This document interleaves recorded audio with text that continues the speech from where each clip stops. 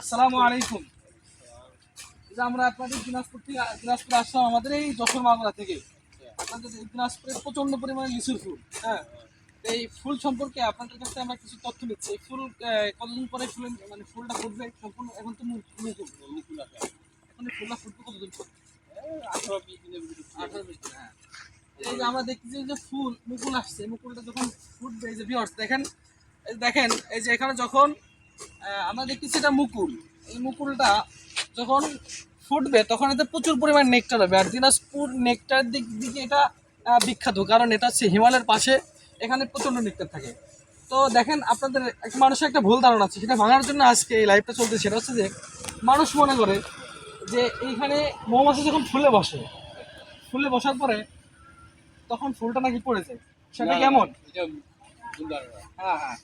কারণ যারা এই যে মৌমাছি চাষ করে জানেন, এটা আপনাদের অভিজ্ঞতা, এটা অভিজ্ঞতা।